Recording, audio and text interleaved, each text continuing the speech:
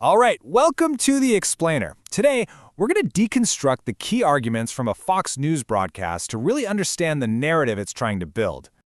Right out of the gate, the broadcast frames its topic not just as news, but as an analysis of what it calls a propaganda effort. You can feel that adversarial tone right away.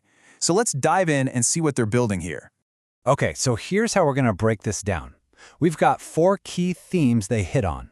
We'll kick things off with the big incident that starts it all, and then we'll see how the whole story spirals out from there. So first up, an incident in Minneapolis. This whole narrative is really anchored by a fatal confrontation that involved an ICE agent. So what you see here are 2 totally different stories about the very same event. On one side, you've got the agent portrayed as a victim, a good Christian man acting in self-defense, who supposedly suffered internal bleeding. But on the other side, a completely different picture emerges, one of an empowered, violent force that's free to act with impunity and execute whomever they please. And just listen to the language they use here. It's incredibly charged. When you call protesters jackals and focus on things like frozen water bottles and ramming vehicles, you're actively working to strip away any legitimacy they might have. You're reframing a political protest as just mindless violence.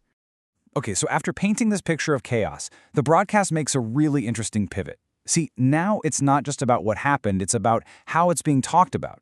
And that brings us to their second major theme, the accusation of a deliberate media propaganda campaign. A key piece of evidence they bring up is this CNN poll. It shows a majority of Americans, 56% to be exact, felt the agent's use of force was inappropriate. But here's the crucial point they're making. This poll isn't just a poll. It's presented as a weapon in a kind of information war. The argument is that if you take some stats, pair them with some out-of-context video clips, you can basically manufacture public opinion against ICE. Now this is where it gets really interesting, because they broaden the argument way beyond just immigration. They point to media coverage of inflation to say, hey, look at this pattern. They contrast a headline that frames 6% inflation as falling, which is positive, with one that calls a much lower 2.7% inflation rate a persistent challenge. And this slide, this really gets to the heart of their whole propaganda claim. Look at the difference. Under one administration, the coverage is all exclusive access and making the community safer. But under another, the language flips completely to things like a secret police force, terrorizing people, and a whole list of words like unconstitutional, unlawful, cruel, rogue, racist. So all this talk about a media war, well, it's all setting the stage for their next big point, justifying why these aggressive federal actions are even necessary to begin with. And their argument is pretty direct. They point the finger right at local policies, specifically sanctuary city policies. The claim is basically this. If we can't arrest people in the controlled environment of a jail, we're forced out onto the street where things can get dangerous. So they're saying these policies literally create these confrontations. But they don't just stop there. And a pretty big shift, they bring in a whole other justification, fighting large-scale financial crime.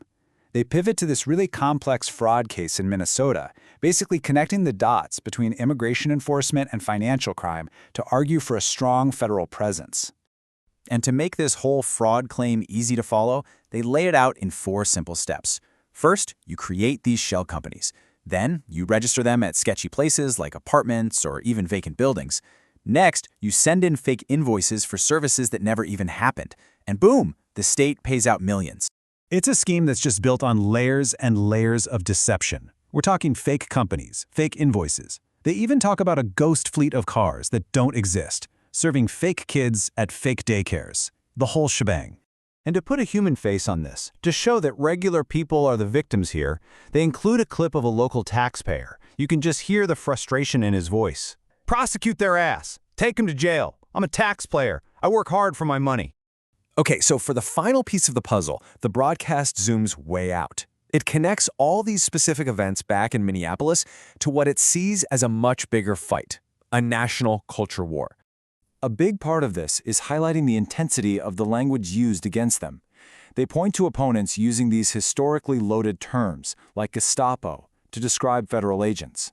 And they argue it's gone even further than that. The language has escalated, moving beyond just making comparisons to flat-out accusations of murder.